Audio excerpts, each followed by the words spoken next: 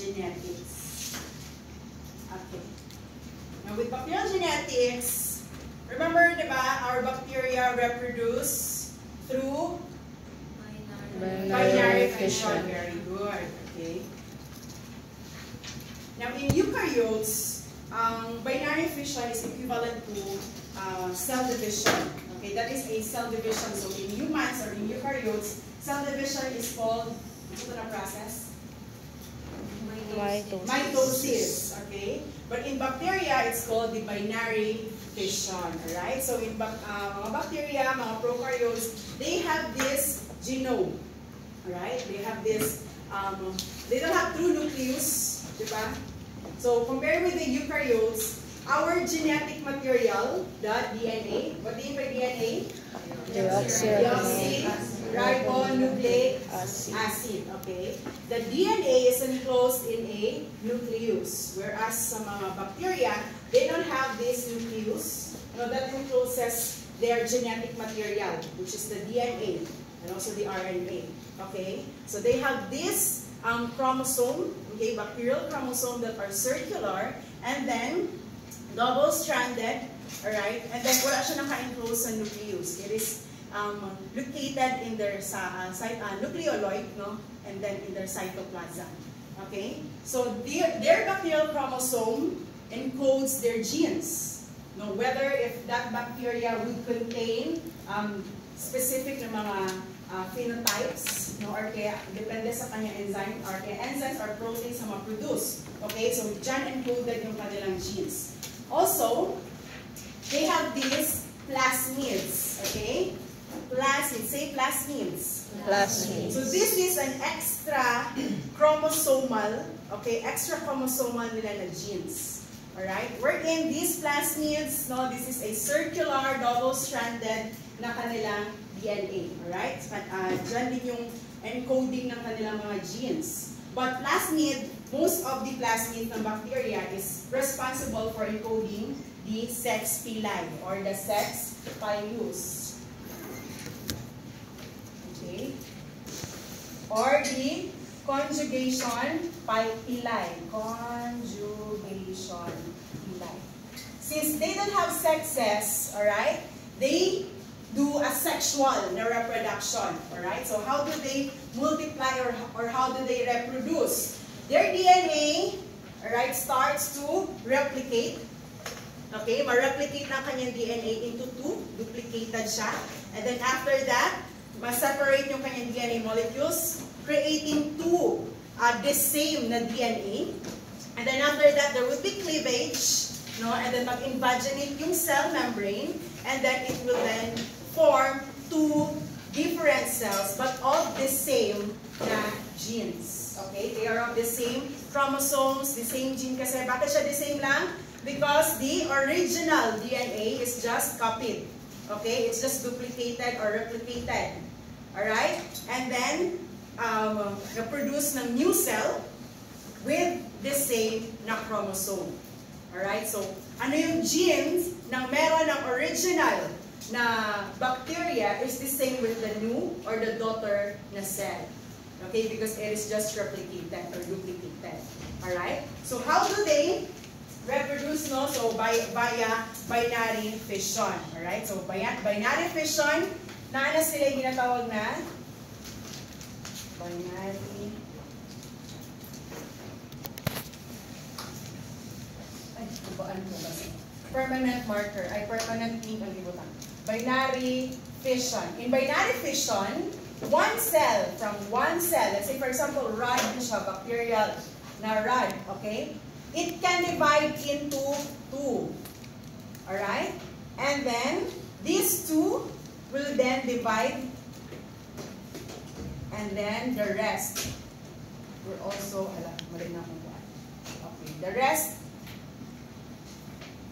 divides not in time. So they have this called degeneration time or the doubling time. Alright? So this is the time where the bacteria replicates or divides into two cells. Okay? So ang kanilang reproduction is exponential.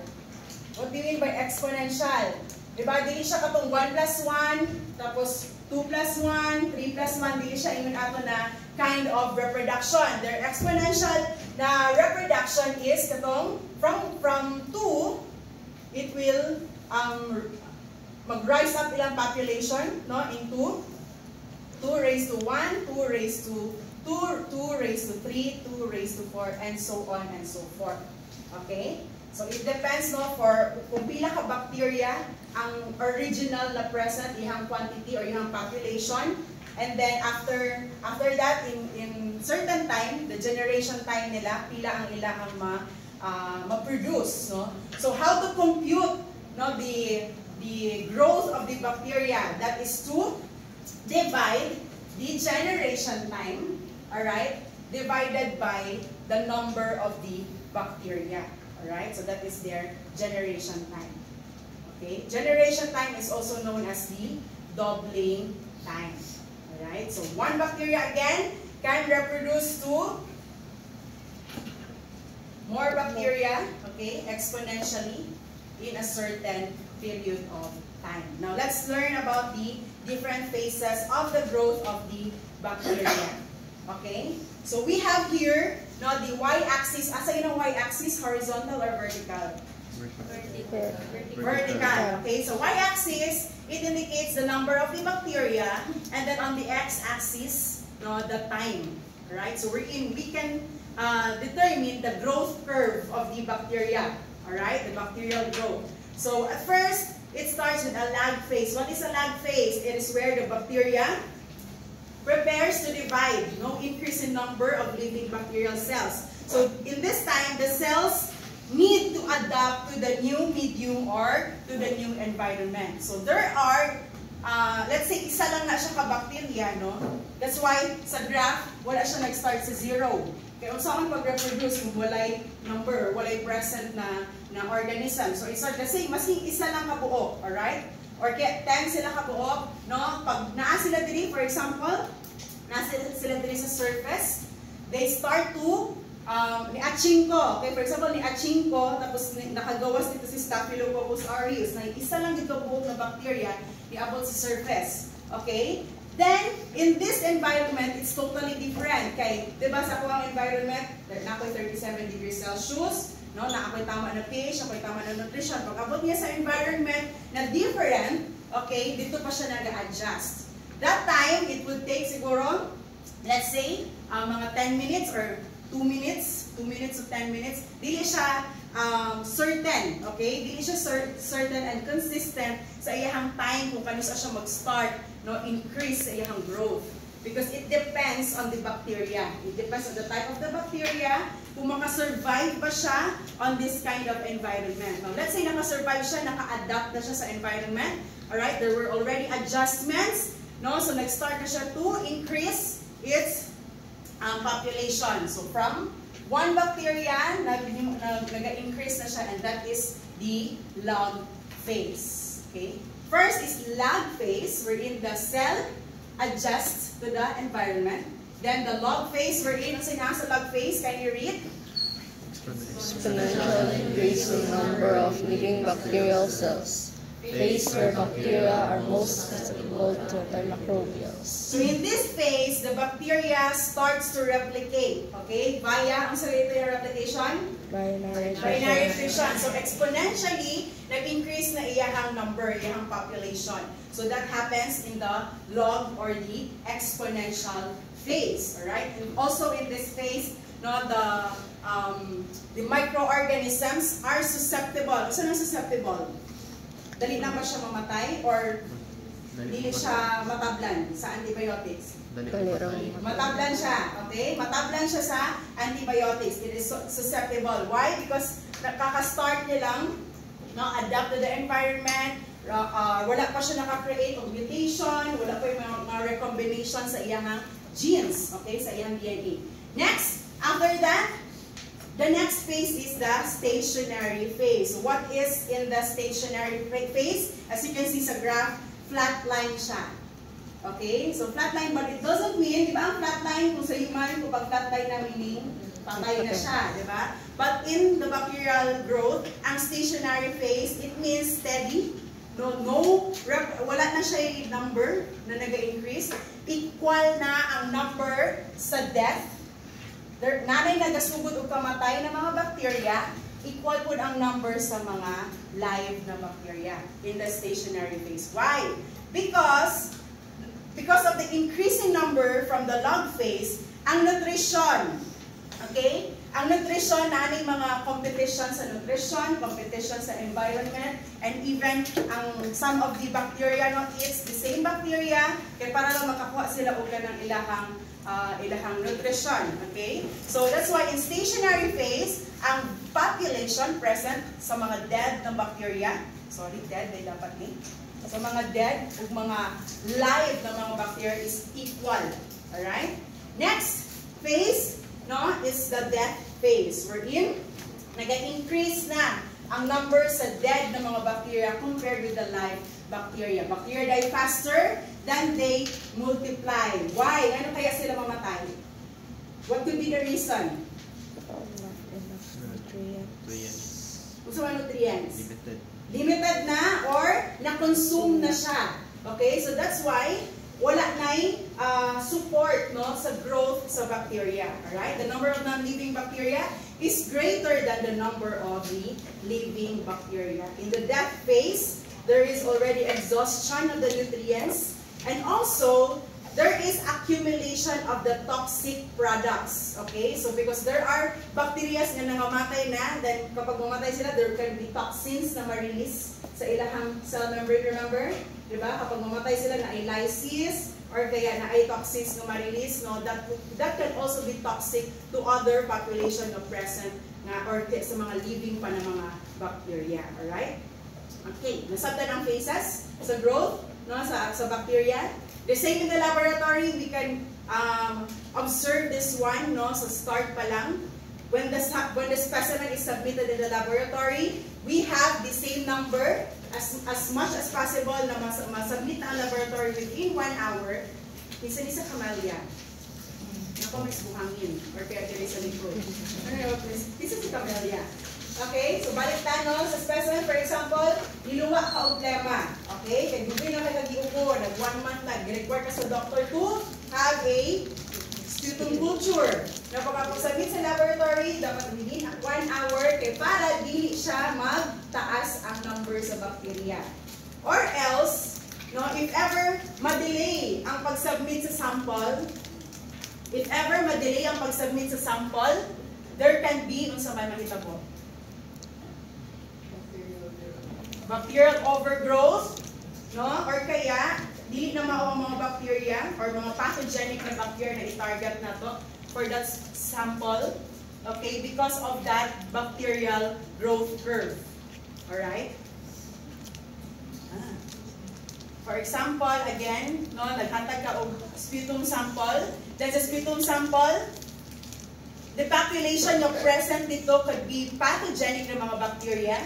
Then na-apoy present nila ng mga normal flora. Okay? Normal flora because in our body, normally naagit tayo mga bacteria. Okay? They help our immune system ma-balance or kaya ang atoang metabolism ma-balance. Okay? But in the case na ma-delay ang sample na submission, alright, there can be overgrowth, ma-overgrow or ma-overgrown sa normal flora, okay, ang pathogens, Because what if mas paspas sila to produce kaning diri nga phase compared sa katong pathogens. Alright? So mas mag-grow na to sa laboratory ang mga normal flora compared sa mga pathogenic na mga bacteria. Aside from that, if ever wala may normal flora na na-collect, for example, sterile kayo siya pagka-collect, just like kanang urine na i-aspirate directly from the ureter or the urethra, okay? Pag na-aspirate siya dito, the pathogen is sterile. Sterile lang siya, wala possible na normal flora na present dito. Ang pathogen na gitang present. If na-delay sa sample, pag-transmit or pag-submit sa laboratory, ang immune ani niya na time or yung growth curve ang atong ma-observe. So what if na-delay na gyud kaayo, let's say more than 1 hour, wala pa gyud proper storage, walay proper handling sa specimen, pag-abot na sa laboratory, pag-culture nimo na nakadiri sa death phase. Okay, sa bacteria. That's why pag-grow nimo sa culture, wala na kay makitang tubo. Or kaya very minimum na lang. Alright? So ang reporting sa laboratory, it would depend kung pila ka population sa bacteria ang nagtubo. Tapos what if gamay na lang ang nagtubo ato, then that is not reportable anymore. Alright? So that's why delikado siya. Kay no growth yun ang result na dapat na wala na na-catch ang bacteria. Okay?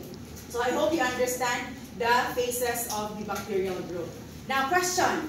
What phase of bacterial growth where the number of new generated bacterial cells is equal to the number of dying bacterial cells? Stationary phase. Okay, stationary phase.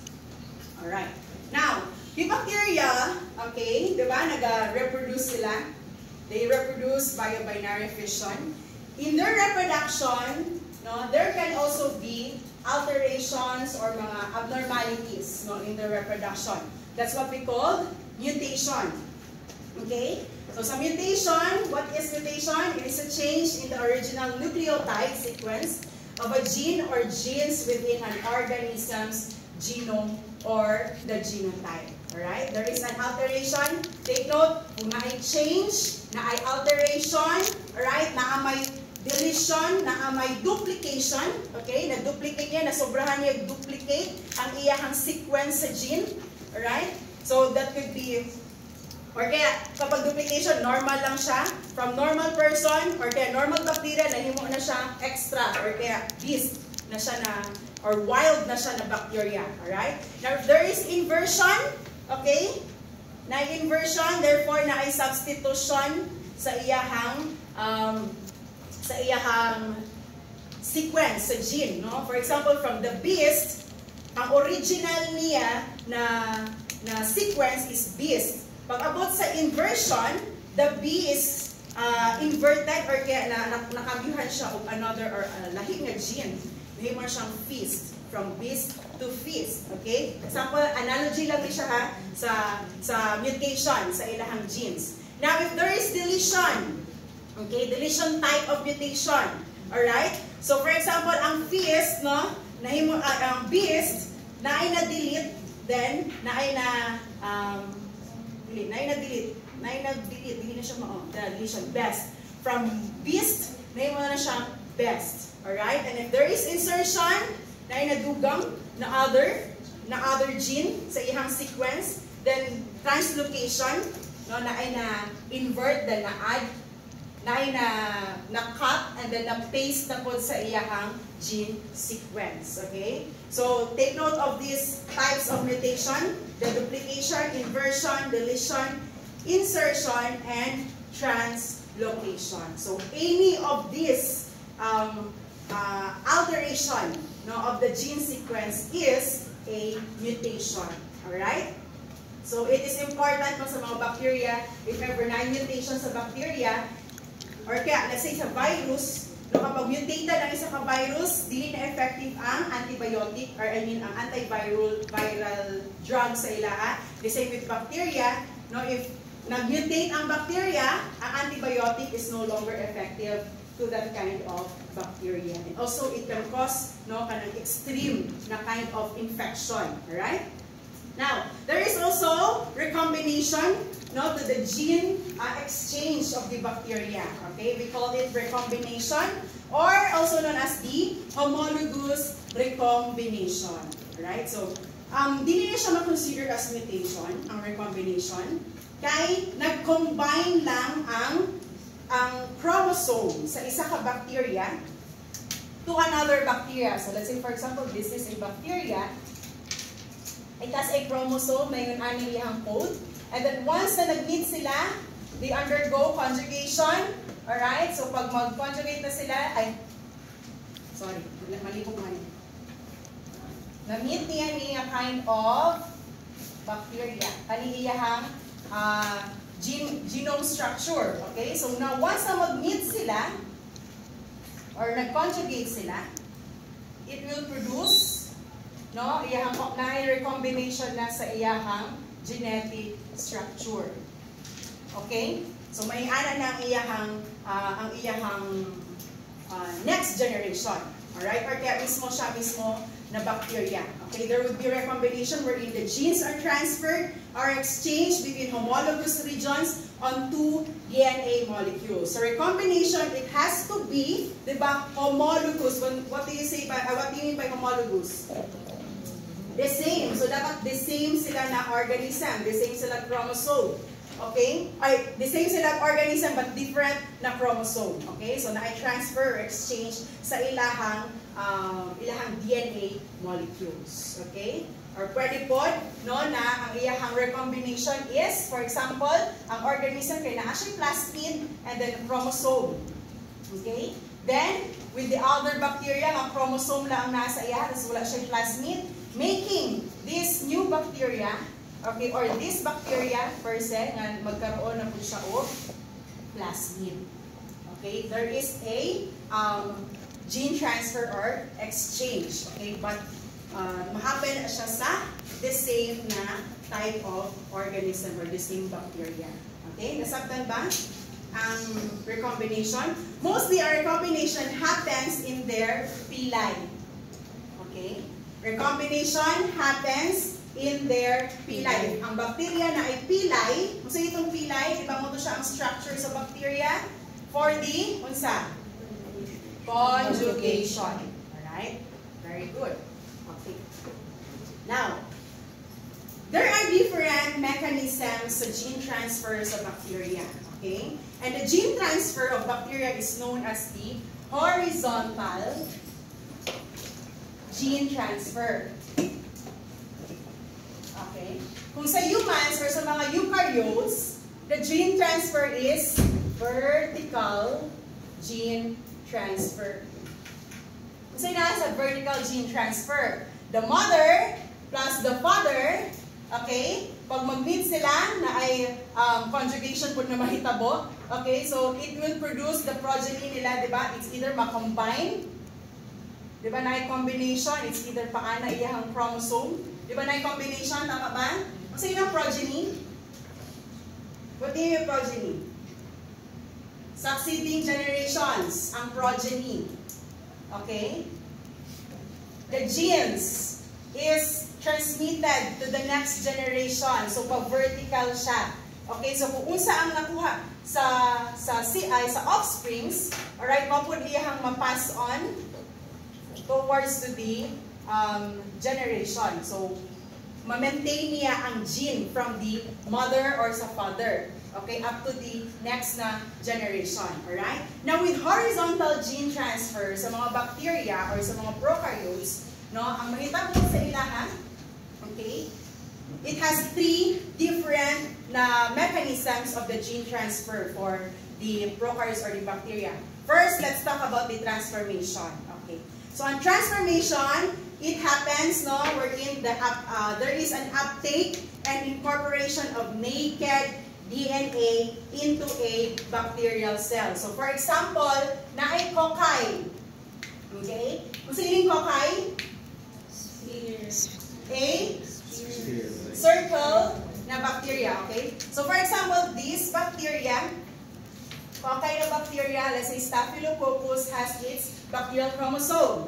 Alright?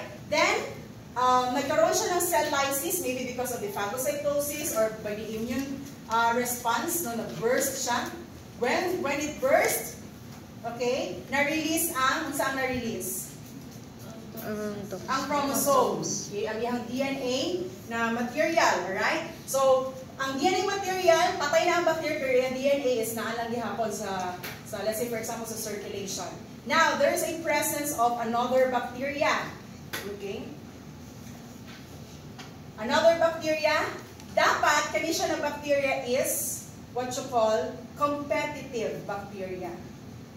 When you say competitive bacteria, it is the kind of bacteria that is, dili itong makiglaban sa DNA nga nakita niya sa circulation. Kaya hindi mo competitive, di ba? Itong narihan ka ng lumalaban. Competitive ba mo?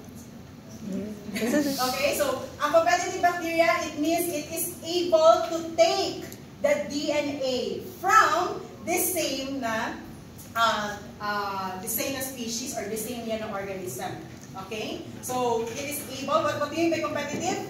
It is the type of bacteria that is able to take up the DNA or the bacterial chromosomes, no, or of the naked. By the way, this is the naked DNA. Ano siya naked? Wala naman iyahang cell membrane. Okay? Wala na iyahang cell wall. It's just the DNA, right? The genome na lang ang naa sa circulation or kaya sa asa man na siya. Okay? So now, this competitive bacteria takes up this DNA. Okay? And it is able, no, to replicate or kaya to transcribe and then translate the gene of this naked bacteria. And then after that, iya pong i-incorporate. Okay? Sige, naon na lang na ito. Dapat mag-colored ko, no? I-color na kanya para makasabtan ninyo ang plan. Di ba na-take up na niya ang naked DNA?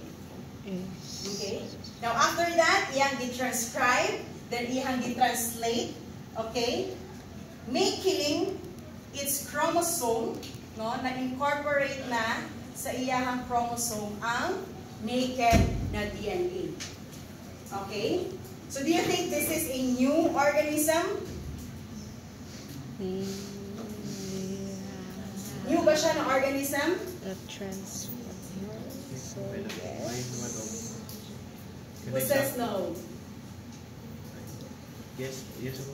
Yes ka. Sige, si Teddy. Mag-yes na lang sa Teddy. Why? Kay naman siya sagol na lain. So, masag new. It is considered as a new organism because nana siya additional na DNA or genetic structure sa iyahang DNA. Ang uban, how about the others? Same. What do you think? Wala lang uban, wala lang. Mushroom lang yung ma'am.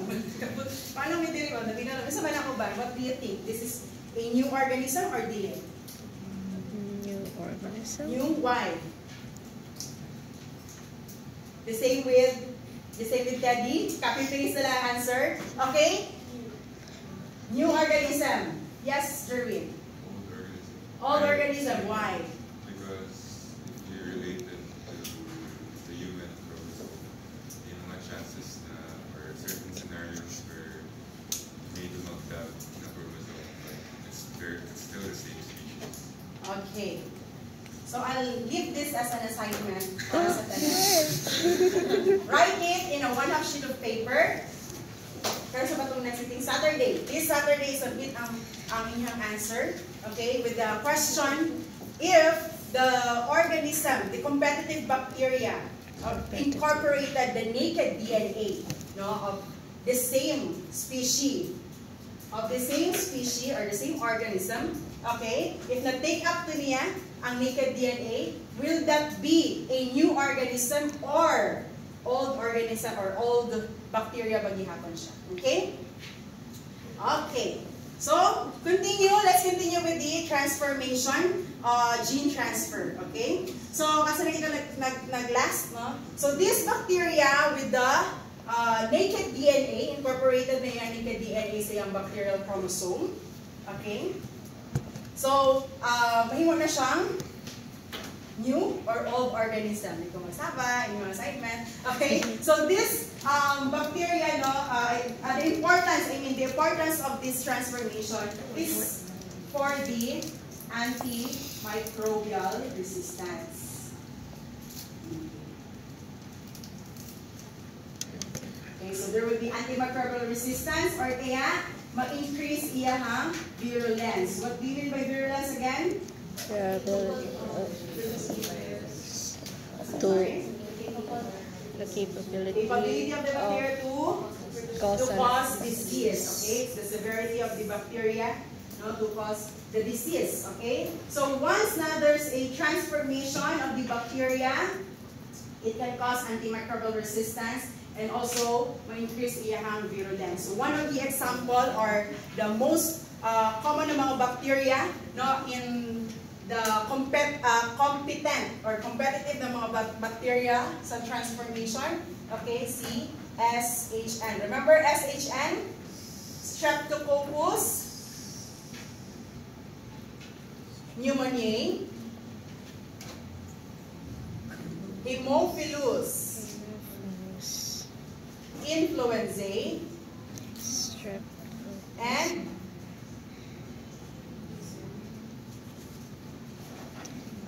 Neisseria meningitidis. Okay. So, si SHN, Streptococcus pneumoniae, Haemophilus influenzae, and Neisseria meningitidis. So, these bacteria, they have this, or these are known to have capsules. Okay? So, diba, remember ang capsule is their virulent factor, or their virulent nila na structure, no? So that it can cause more disease or severe pa na disease. So commonly, this bacteria has its capsule. Okay? So take note of this bacteria. Alright, so for example, napalit tayo na the animation. Again, transformation, the DNA fragments from the dead na bacteria, no, nag-lyse na bacteria, the competent bacteria, taken up the naked DNA, and then it can either be integrated or recombined, no, ang iyahang bacterial chromosome.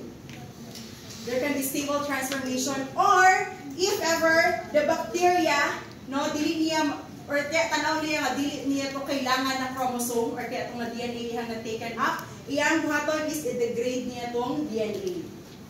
Okay? It's either i-take up niya ang DNA, alright, or iyang i-degrade ang DNA na iyang na-take up. So there can be unsuccessful transformation.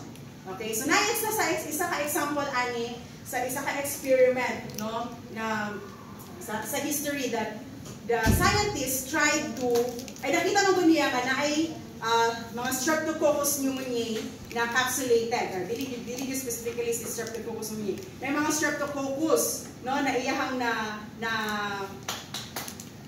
culture, okay? And those colonies, atong mga Streptococcus ay smooth ang iyahang colonies. And then he found out na capsulated to sila. Okay, that's why smooth iyahang colonies. Then, napo siya nakita, na-observe ng mga Streptococcus po na rough ang colonies. Alright? So, he tried, no, na i-combine ang kato na bacteria. Then, iyang i-inoculate sa rat. Then, when the rat died, iyang i-aspirate ang blood from the dead rat. Then, iyang na kong i-culture. Okay? So, when he found out, di ba kay dapat, kung saan man i-expect, di ba na siya yung rough and smooth na colonies, kung saan dapat ang i-expect niya sa iyang culture? The growth. Dapat na apoy rough and smooth. Kaya di ba mo itong present na bacteria dito sa iyahang rat. Now, after 24 hours of incubation, he found out that the organisms na present is only the smooth colonies. Therefore, katulad ng mga organisms na encapsulated.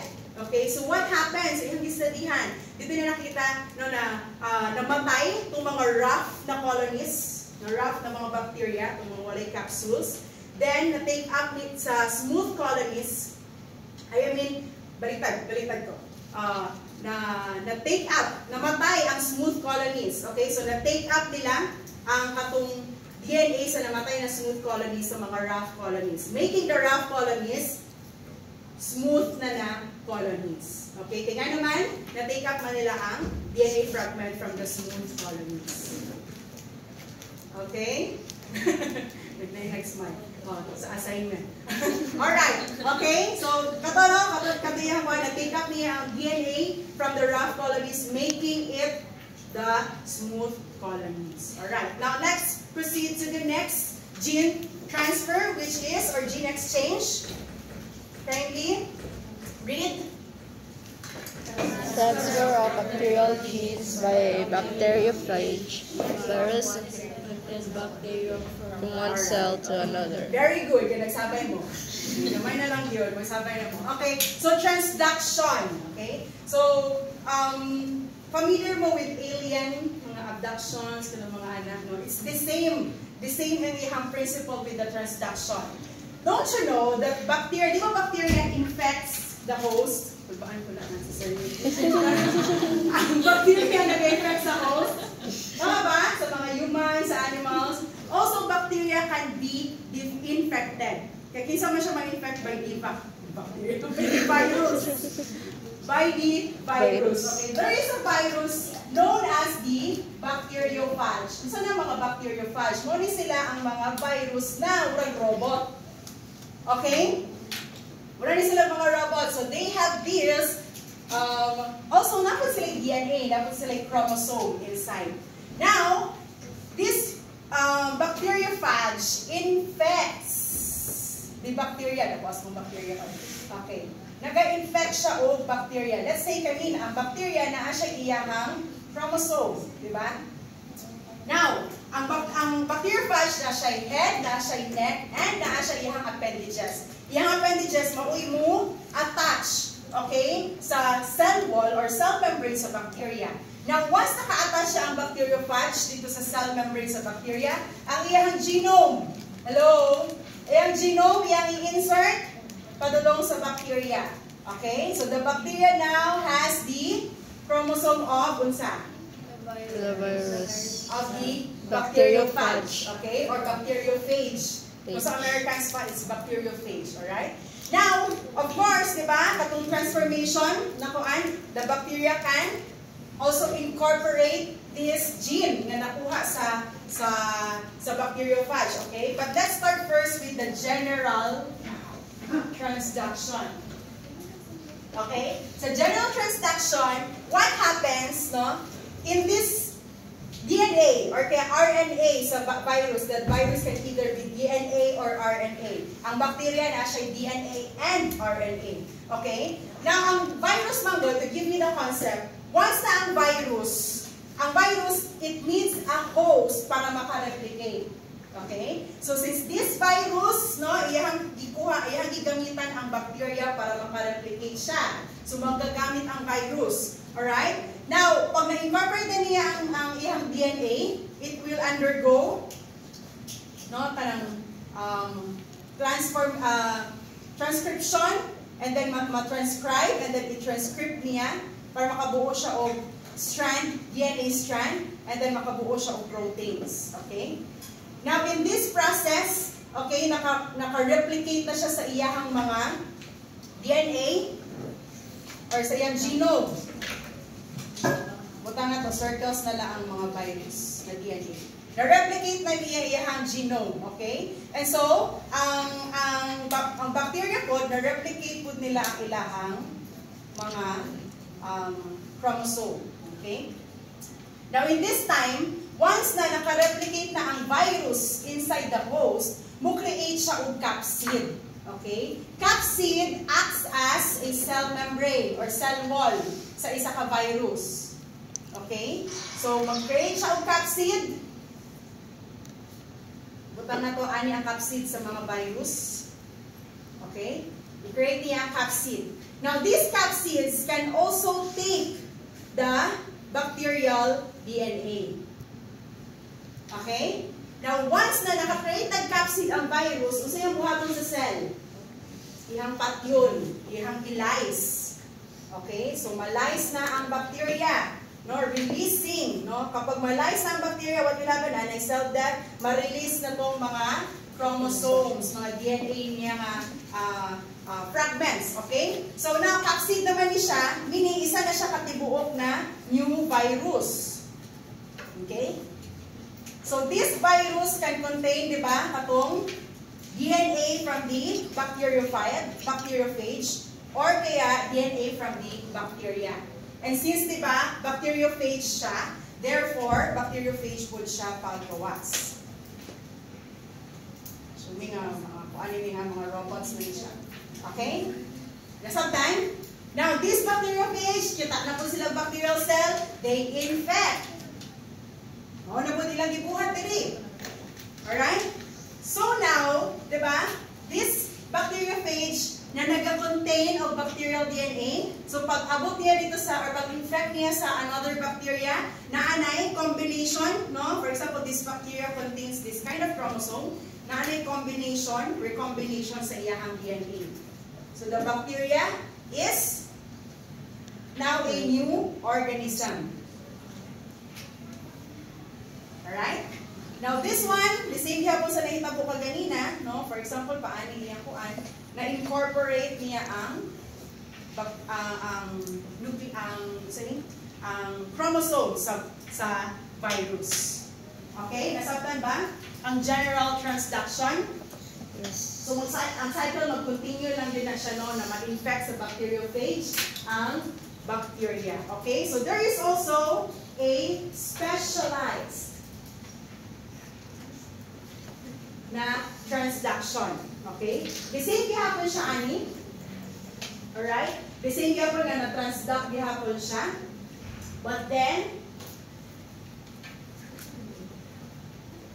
ang mahitabo, okay, is na-include na sa bacteria ang chromosomal DNA sa virus. Okay? So, specialized, alright, na-incorporate sa bacteria ang chromosome sa virus. Okay? Kasi hindi po nang happen, pwede niya, no, ma-lyse or ma-burst niya ang bacteria, then this chromosome will then be taken up by another bacteria. Alright? Since kani siya ang iyahang, for example, kani ang chromosome sa bacteria ni, then taken up niya ning chromosome. Ani? Okay? Making this, the bacteria, okay, bubok na siya. Paano na lang, then paani po, ito na siya DNA, virus, and then ang tatong chromosome sa pa. Nagets ninyo? Ang ilang gene transfer, no, with the specialized transduction. So what is important or what is the significance of this transduction? No? Naka-recombination sa ilahang cells, okay? Ay sa ilahang chromosomes, alright? So importante niya siya, no, sa mga bacteria na, or what will happen to the bacteria if ang ilahang gene transfer is via the transduction? The bacteria will increase also their virulence. Okay, na-increase of virulence. For example, toxins. Okay? So, na-ay production of toxins to the bacteria. So, remember, this bacteria, no, na especially na sa transduction is the A, B, C, Ds. Remember, the A, B, C, Ds. Okay na, i-erase na po yung specialized. Erase na po nito rin, ha?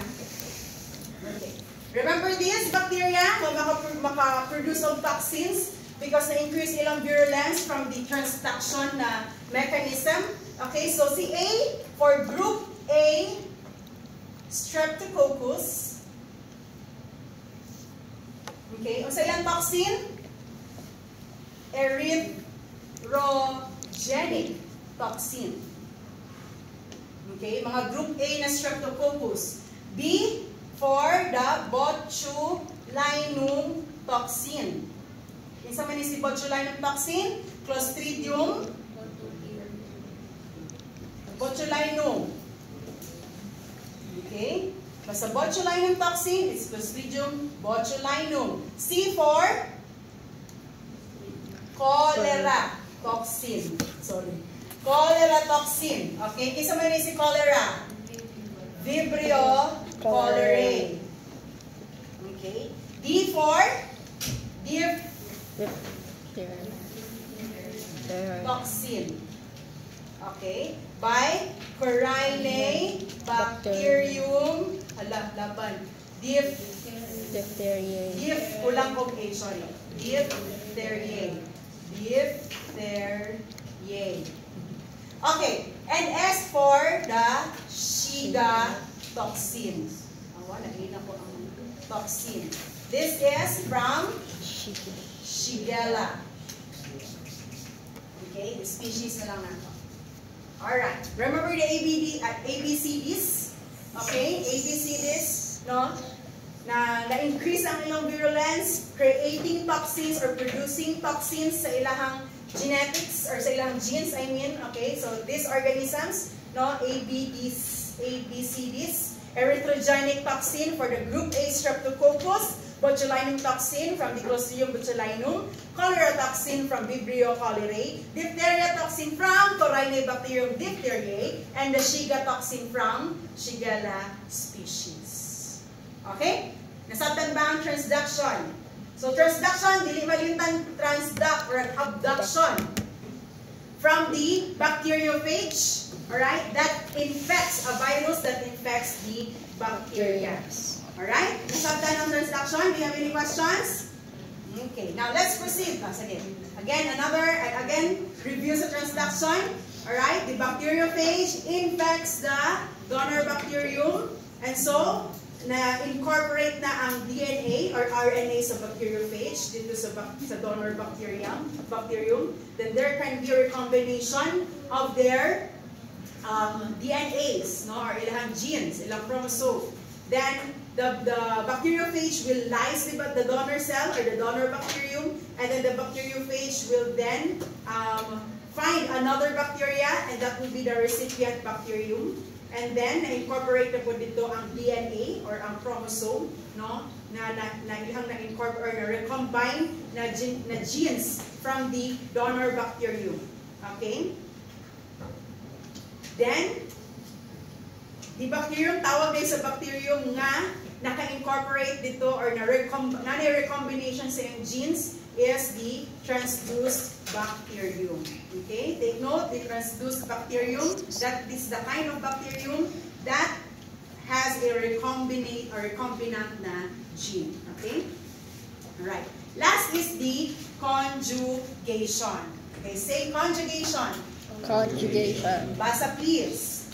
Transfer of genetic materials from a donor bacterial strain to a recipient strain via sex pillar.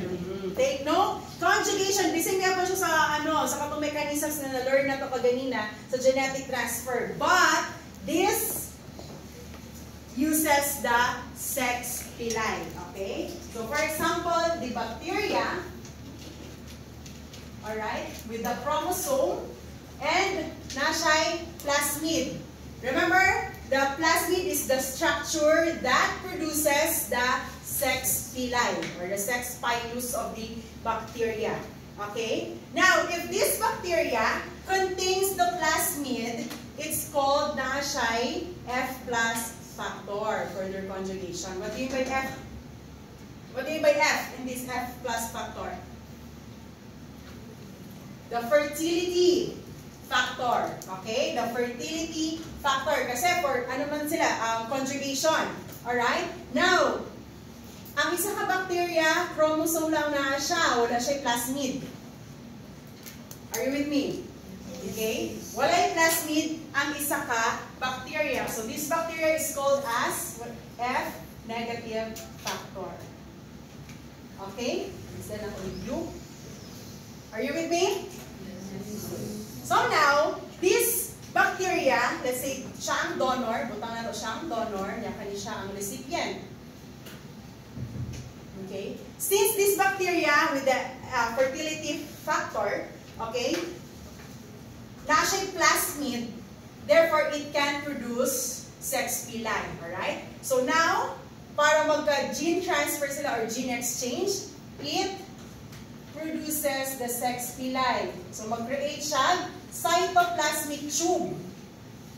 Sex pili or the cytoplasmic tube connecting to the recipient na bacteria. Okay? Now, the organism will then, no, i-transfer niya ang iyang plasmid, making this organism, no, have or contain a plasmid. So therefore, this organism is now a F plus factor na organism. Kaya naman siya ay plasmid. Coming from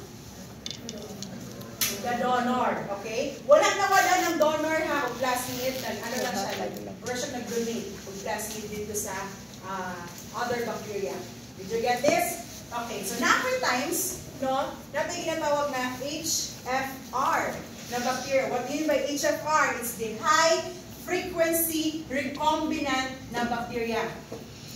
high frequency recombinant. What do you mean by high frequency recombinant? Therefore, for example, this bacteria, okay, nag-conjugate siya dito sa isa ka organism. Okay, pag conjugate nila, what will happen?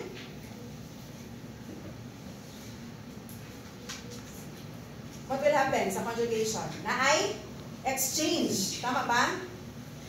Gene exchange or gene transfer. So this bacteria will incorporate the plasmid, okay, plus the gene. The plasmid plus the gene, bacterial chromosome of the bacteria sa katong donor plus iyahang chromosome sa recipient. Okay? So, HFR, high frequency. Nakakuha siya plasmid from the donor cell. And then nakakuha po siya chromosome from the donor cell. Making, no, sa iyahang new na gene, genetic code, no, na siya plasmid, na po siya bacterial chromosome from the donor cell, and iyahang original na chromosome. Nag-guess ang conjugation? Okay, so muna siya ang nasa HFR. Sabihin sa HFR? High frequency High recombination. frequency recombinant. Okay? Recombinante. So kani, ang example sa katong F positive factor na cell, no, nga nahing F negative factor, na-donate siya with plasmid from the F positive factor, making it a F positive factor na cell. Okay? With the HFR, high frequency recombination na gene, okay, sa isa ka bacteria, no, kaya nakuha niya ang plasmid, bacterial chromosome from the donor cell, combining it with its original na DNA structure. Nasabta ng conjugation? Okay. So, ma'am, what's the importance ani ma'am? Okay? So, maging ani ba sa lab? Mag-create ba new bacteria? Gusto mo? Dili ma'am. Dili na kay ana. Unless gusto mo maging biogenetic engineer. Okay? Pwede ninyo ni siya buhaton. Pero ang gusto importance na ito, medtech ani. Why do we have to learn this kind of gene transfer? No, medyo, ano ba siya? Medyo heavy ba siya na topic? Okay, why do we need to learn this? This transfer, genetic transfer is important to the antimicrobial resistance sa microorganism. So don't you know, no, sa healthcare karon, sa mga doctors, sa mga clinicians, this genetic transfer is a pain in the ass sa ilahan na pag-cure nila sa mga patients. Okay? So this is the reason na nag-increase ang antimicrobial resistance sa mga bacteria. Dili siya lang ang reason. One of the reasons. Okay? Ang mga gene transfer and gene exchange. No? Na instead na effective, no? Before effective kay ang penicillin, karon kay daghan na kay mga bacteria na resistant sa penicillin. Dili na siya basic na antibiotic. And up to this date, no, ang even to the highest na type of antimicrobial, okay? Even the highest type of antimicrobial na mga bacteria na resistant ato na antibiotic, no? So, for example, sa industry, sa poultry industry, don't you know na ang mga cow, mga pig, mga chicken, they are fed with antibiotics. The antibiotics are incorporated in their feeds. Diba? And then, kisa nila nagkakaon of pork, beef, chicken, even fish. Taas ang kamot. Of course, kitatanan. Okay? And, once na, for example, that poultry, or kanang cow milk, cow, beef, cow, chicken, or pork, okay, naka-take up sila itong antibiotics, alright, making them resistant, no, to the antibiotics, okay, so ilahang mga bacteria dito, mga normal flora po nila inside their stomach, or kaya sa ilang or kaya infected sila, tapos gipatay, gibaligya, ilang karne, no, na-incorporate na sa ilahang bacteria ang genes na maging resistant to the antibiotics, okay, making now the humans become antibiotic resistant also. Why? Kaya mukha ko nung sa ilang meat. Diba? Tapos matay pa yung hilaw. Kasi nakakaon dari akong tining. Ang manok, di ba, reserve kay hilaw. Wala pa ka, hilaw, ay Hilaw? Bidawi? Hilawan na po? Hilaw ba? Ay, hilaw yun ay. Naurot na limang manok, pero di ba ka nakaririnig? Hilaw yun ay. Hilaw? Hilaw, di ba? Charis. Okay, hilaw ang manok. So, kato wala din siya naluto pang-ayo ang food. So, of course, ang bacteria dito, possible na ma-transfer sa human nga nagkaon nato. Okay? Now, we have normal flora inside, especially sa gut, sa intestine, natin mga normal flora. It can infect or it can cause the bacteria no mag-mutate or na-recombination no sa ilang genes inside. So munang, di ba? Mapansin ba naging mga taga-probinsya dire? Taas ang kamot. Okay, hello mga taga-province. Mapansin ba ninyo no before kapag katong sa una na namo sa province ng state, kapag upuhon mo dali na kayo maayo, no? Pero pag namo diri sa syudad, gaya ba? Tama ba? Nakatulang or kaya na-start ng expose dito sa syudad kay grabe na yun, daga na kay sakit-sakit. No? One of the reason is kato na ay recombination sa mga bacteria, na-expose mo sa mga bacteria na present sa syudad. Okay? So, now speaking of antibiotic resistance, no? For example, asa ba ni siya banda? Sige, sa conjugation ta. For example, sa conjugation, let's say, si Enterococcus. Okay, si Enterococcus, nakaano siya sa conjugation, no? Or kaya any genetic na transfer exchange. Now, si Enterococcus, syempre, naka-take up na siya atong upper plasmid or chromosome sa bacteria. What if, no, during this transfer or exchange of plasmid, no, sa isa ka organism or sa chromosome sa isa ka organism to the Enterococcus, this can make the Enterococcus produce a VAN-A gene. Okay? VAN-A gene, and then this VAN-A gene is toxic. Why? Because it will target the peptidoglycan. So yun yung peptidoglycan? It's the cell wall of the bacteria. Okay? I-target niya ang peptidoglycan. Okay? Now, if ma-target niya ang peptidoglycan, what will happen? I-alter niya ang peptidoglycan, making the peptidoglycan of the Enterococcus, the bacteria, no resistant to the antibiotics. For example, vancomycin. This is a strong antibiotic. Okay, strong na siya na antibiotic. Now, the vancomycin targets the peptidoglycan of the organism. And since naka-create of VAN-A gene ang Enterococcus from the gene exchange or gene transfer, either conjugation ba na, transformation or transduction, na-create ang VAN-A gene, now making the peptidoglycan altered, then resistant na siya sa antibiotic. Therefore, this Enterococcus now is a VRE, a vancomycin-resistant Enterococcus. Okay? Kasi makakita mo og culture results sa inyong friends or sa inyong families, hala, VRE, makulbaan gid ka. Niya ang mga kauban yung sabi, makulbaan mo siya VRE. I'm sorry, VRE. Di ba na naka-idea? Because bisag unsa pa na nga antibiotic, the bacteria can be resistant. Kaya imagine, vancomycin is the highest naman na siya na antibiotic for the gram-positive. No? So resistant, kung resistant siya sa vancomycin, how much more to the lower type of antibiotics? Okay? Now, if this Enterococcus, nakakita siya Staphylococcus, ibutan na ito si Staphylococcus kaya nagkumpul-kumpul sila. If this Enterococcus, no, nag-conjugate siya, nag-transformation siya with Staphylococcus, no, so sa importante ni Staphylococcus, since competent man siya na bacteria, it can, kasi makita ko, i-recombine niya ang gene ni kinsa, ni vancomycin resistant na Enterococcus, making the Staphylococcus VRS, vancomycin resistant Staphylococcus. Okay? So, lisod kayo niya siya, no? Kapag ang patient is pag-receive sa doctor sa result, heavy growth of vancomycin-resistant Staphylococcus. Patay. Ang sa akong itambal sa pasyente. Okay? Or kaya, heavy growth pa yun. Heavy growth of vancomycin-resistant Enterococcus. Nasabtan ninyo?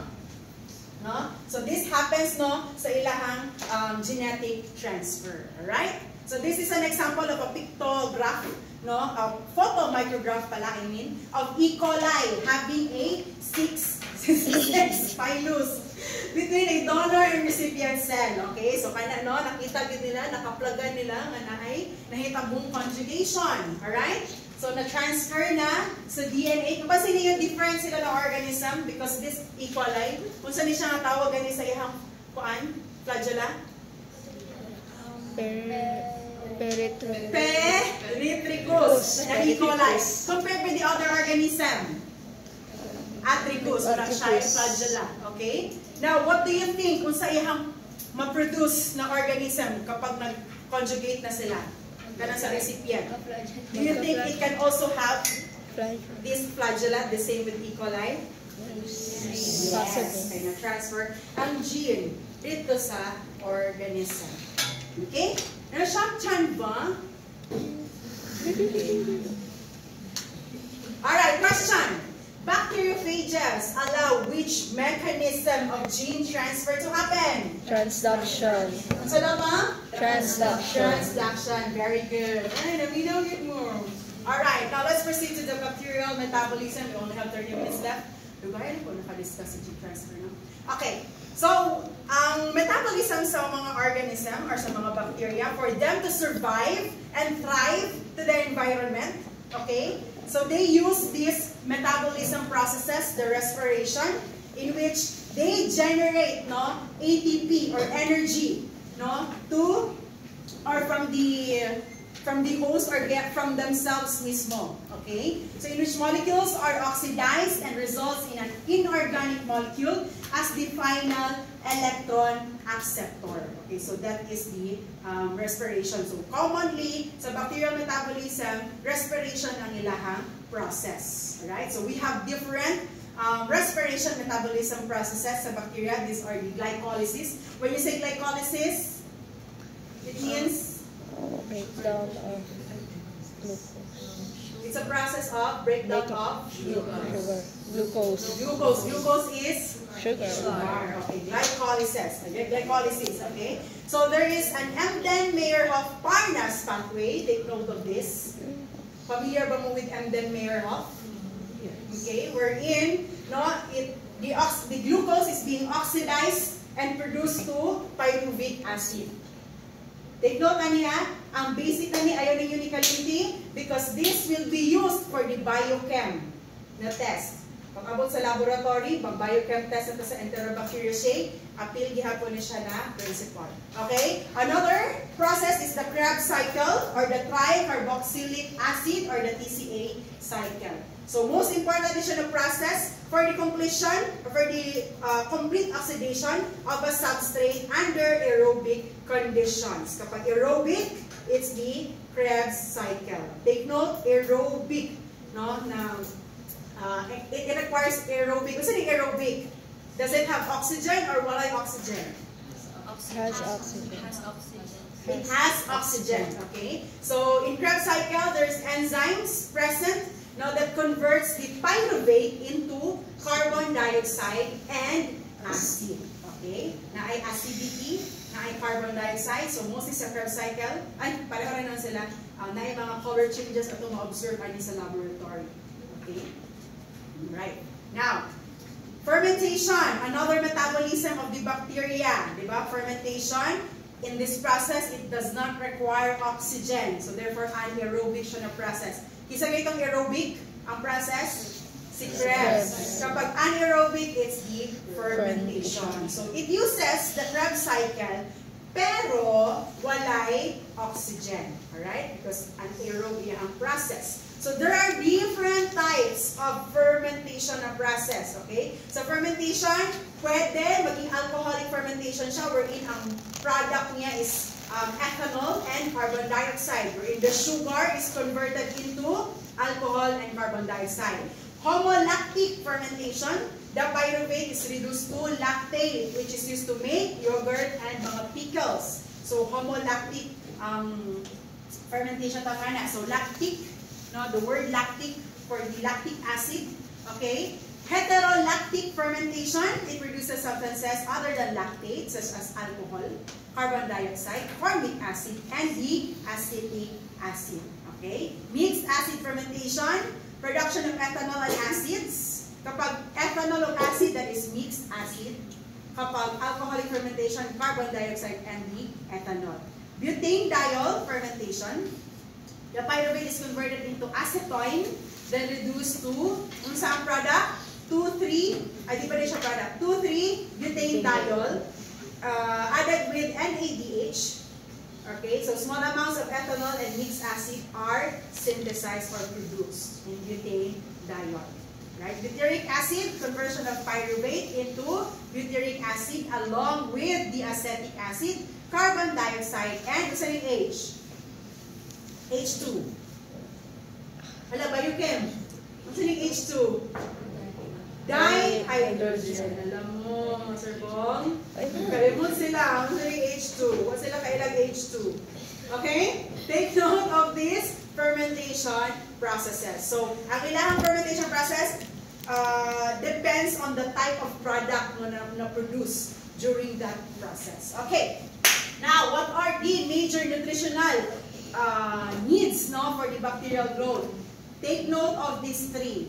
The nitrogen, carbon, and then the energy. Okay? Again, ang sa tutulo?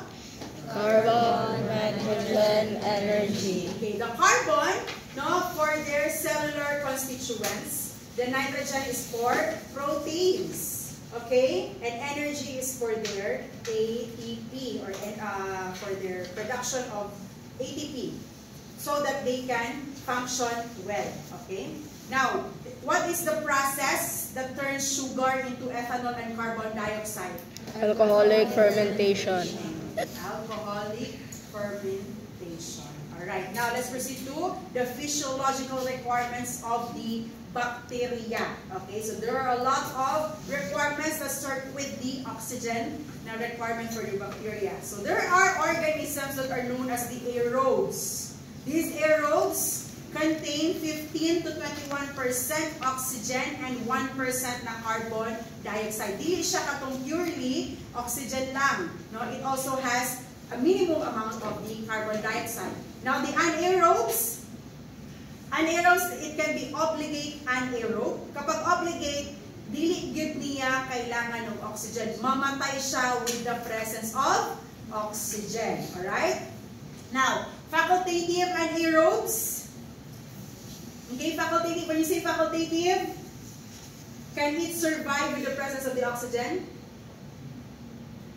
Yes. Yes, okay. Kapag facultative anaerobe, whether na ay oxygen or not, whether gamay na kayo na oxygen ihang present, the organism can survive with the presence of oxygen. Most clinically significant ng mga bacteria are facultative anaerobe. So, meaning, maski sa pinakasuok-suokan sa imong organ, sa imong body, they can survive. Alright? Maski wala pa na yung oxygen, or kaya maski malubong pa na sila sa area nga itanggalan yung oxygen, it can still survive and it can still cause infection. Okay? It's considered as aerobes but can grow anaerobically.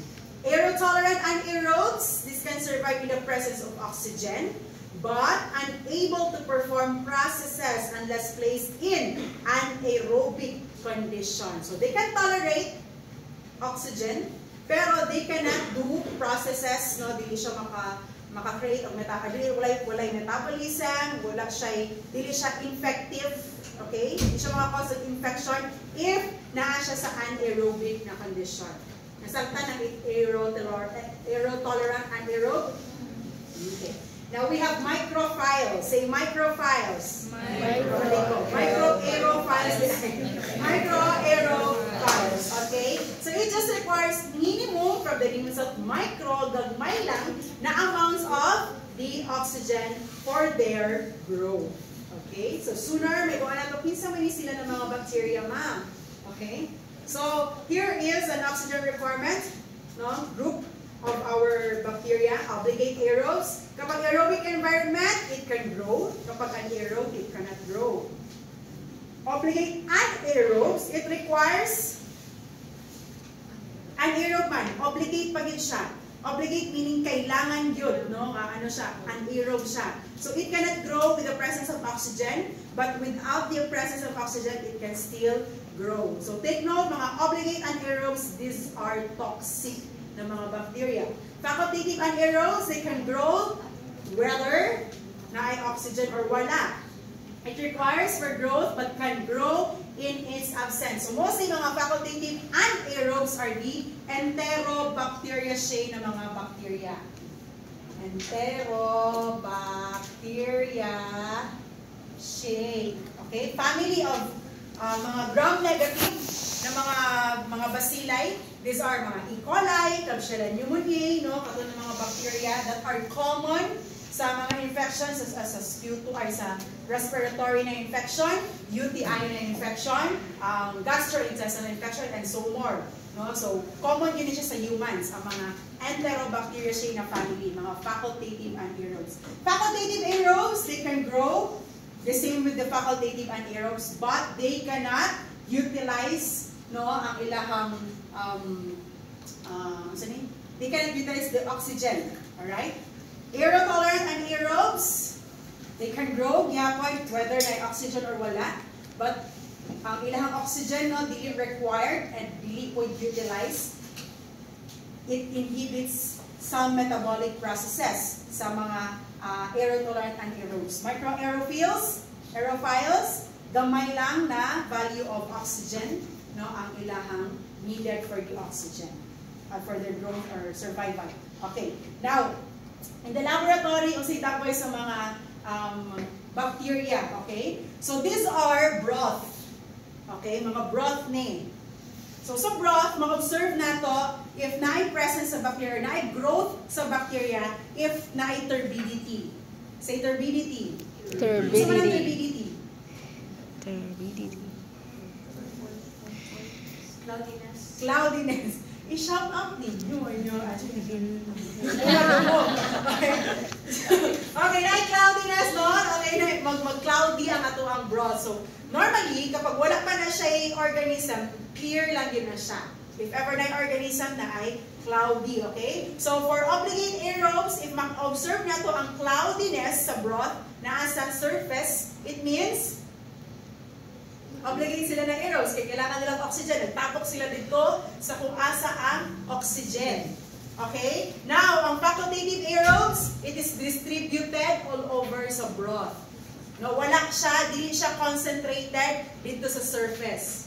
Okay? So, naay nag-grow dito sa deeper area kung asa lesser ang value sa oxygen. Then, obligate anaerobes, ang turbidity is nasa asa? Yes, sir.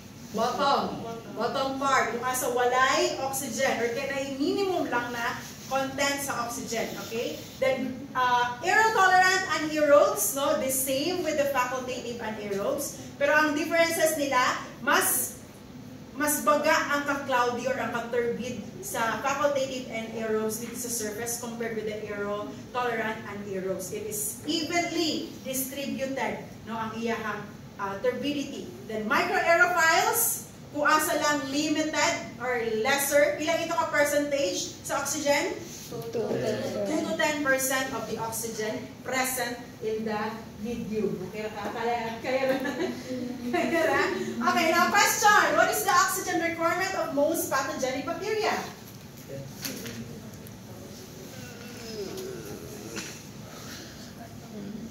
What is the oxygen requirement of most pathogenic bacteria?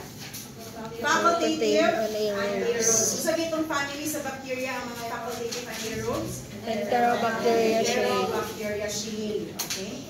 Alright. Now, another physiological requirements of bacteria, these are the temperature requirements. Okay? So, if that bacteria loves cold, tanawin mo katapat kung bugnawa na siya. Naglalamig ka na ba? Aircon? No? It can grow 0 to 20 degrees Celsius These are the psychrophiles. Psychrophiles are the cryophiles. Cryo means cold, diba? Or freezing point, okay? Now, if that bacteria loves middle lang, warm lang yung kailangan, it can grow at room temperature, 25 degrees Celsius or extreme na temperature, more than sa human na temperature to 45 degrees Celsius. Those are mesophiles. Okay, mesophiles. These mesophiles are commonly encountered sa clinical laboratory.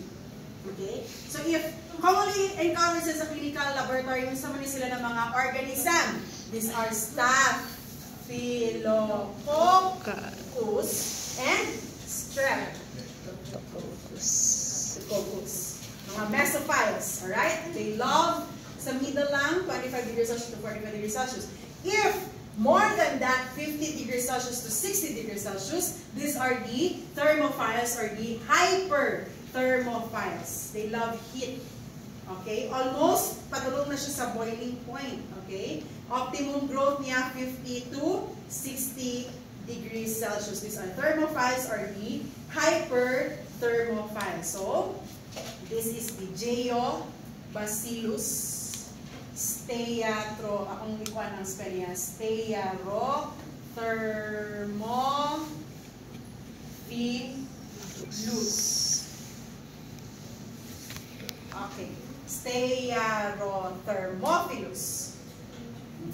So this organism, si Jeobacillus steatothermophilus, okay, is a thermophile or a hyperthermophile. So this is also used, no, as a autoclave indicator or incorporated siya sa autoclave tape. Okay? Okay, para indicator siya para maibawan kung sterilized ba ang imuhang gigamit na or method, no? Or I mean, effective ba ang method na sterilization, okay? So si Jeobacillus steatothermophilus, all right? Now extremophiles. These are, gusto niyo mga extremophiles? Porkers that need to survive. They are unable to survive mga unusual na condition. So extreme yun, extreme na environment. More than pa yun sa boiling point, no? They can survive that. Imagine kanang for example kanang sa volcano, kanang sige na, lava. Di ba sa lava they can survive, no, sa ingon ana na extreme na heat. Okay? These are extremophiles. Mga archaebacteria, okay, mga thermococcus na mga organisms. Thermococcus, kamo na lang sila. Thermococcus, these are extremophiles na mga bacteria.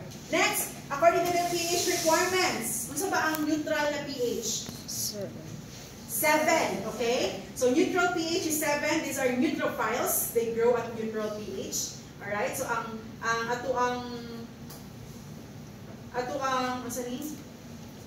range for neutrophiles are 5 to 8 na pH. These are neutrophiles. Now, acidophiles, lower than 5, so 4.9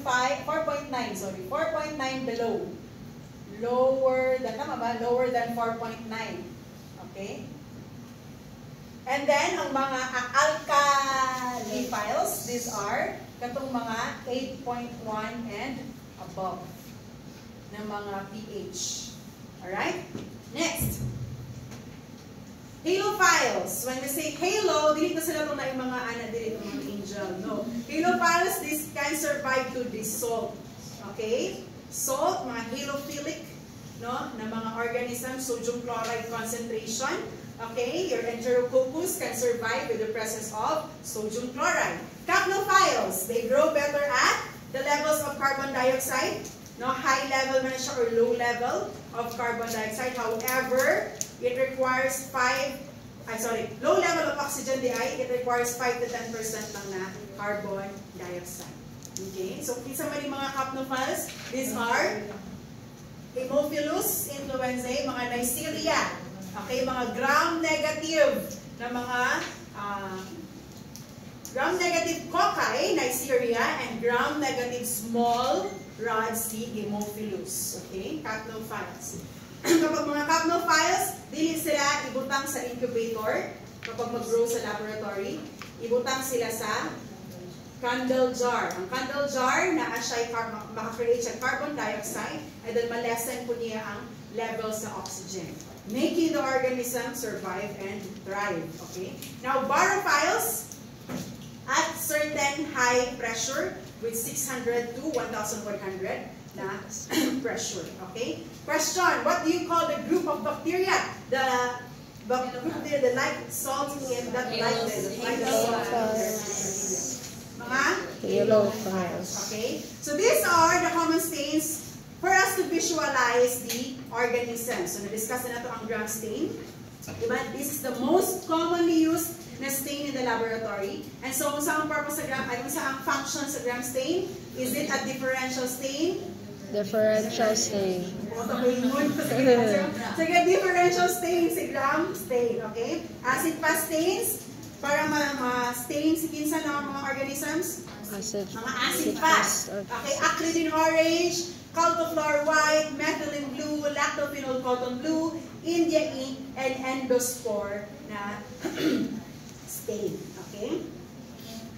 Included in your assignment, di ba? Nanatay sa klase nyo ganina, i-include sa inyong assignment the purpose of the stains. Kung sa ilang gina-stain. What is the purpose of the stain and what structure of the bacteria it stains? Alright? Deadline for this is this Saturday. Okay? Next. The morphology. I'm sorry, what's the name? I'm sorry. What is the purpose of these stains and what structure of the bacteria it stains? So yun ang yun, one-half crosswise, diba? Yun ang one-half crosswise. Same paper with the first question na kung hindi ko understand. Magkasya lagi na. Pwede ninyo i-table. Ayaw po ninyo i-copy-paste si ChatGPT. Written dapat na ha, kaya wag lang sa walang bantay na quiz ko ana para may wala na to kung naka-assignment pa yun. Alright, now let's move on to the morphology of the bacteria. Kagahapon sa laboratory niya, you have observed this, right? Yes. Okay, so kapag mag-view na yung under the microscope, napansin yun ako sa inyo, nagadali-dali mo. Diba? Take time, no? Kung saan yung i-take time? Dili take time nga kanang nanawang lang ninyo siya, kanang okay na-identify na din ako siya. Take time to analyze kung saan yung ginatanaw. Diba? Kaya para makita nyo yung, okay, bagid ni? Basilig, bagid ni? Diba? Tambok lagi siya, pero wala siya basilig, pero wala siya kokay, diba? So, naa siya different shapes ng mga bacteria. Okay?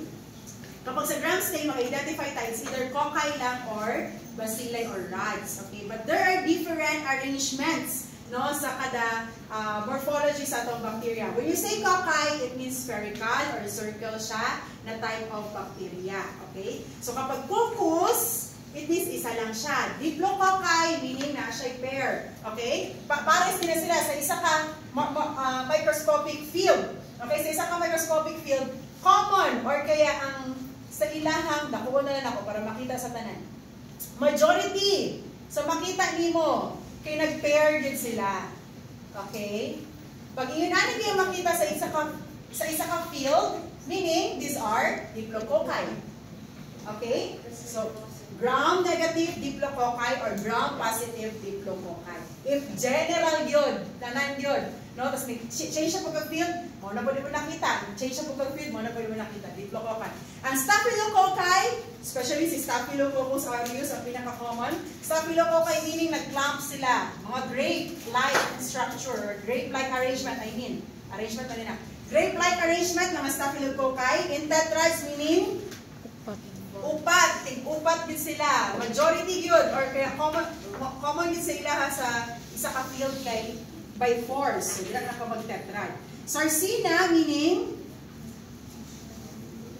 wala siyang 3D, naka-3D siya, nagpatong ang 4 ka,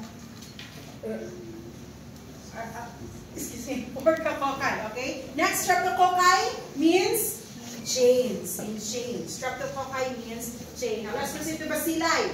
Bacilli are rods. Okay? Bacilli are rods. Okay, so katong Coccobacillus, kasi nakakita agad ng Coccobacillus. Wala siyang cocci, pero oblong yun siya. No? Coccobacillus. Wala siyang cocci, pero rods yun din siya. Then bacilli, typical shape sa rod. Next, palisades. When you say palisades, it means side by side, no? Or kaya na siya iyahang different na arrangements, palisades. Wala ko kayo sa library, kaya ipangkuhaan na libro. Okay? Then, diplobacilli, the same gihapon, in pairs sila. Then, streptobacilli, if they are in chains. Okay? Now, we have also spirals. Mostly mga spirals are, unsa ito kong giingon? Unsa sila? Drum pass or drum neck? Drum neck. Drum neck. Mga drum neck ni sila. Okay? Ang mga spirals.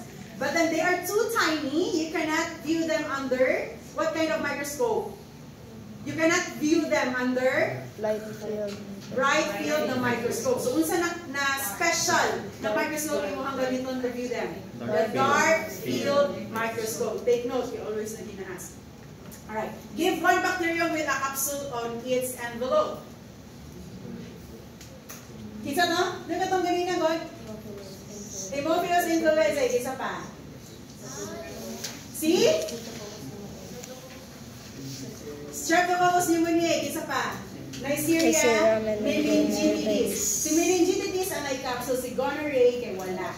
Okay? Kapag ganyang organism, target niya is ang brain, ang CNS, okay? Ang central nervous system, it's capsulated. Alright? Napa-isa, si Klebsiella pneumoniae. Capsulated si Klebsiella pneumoniae.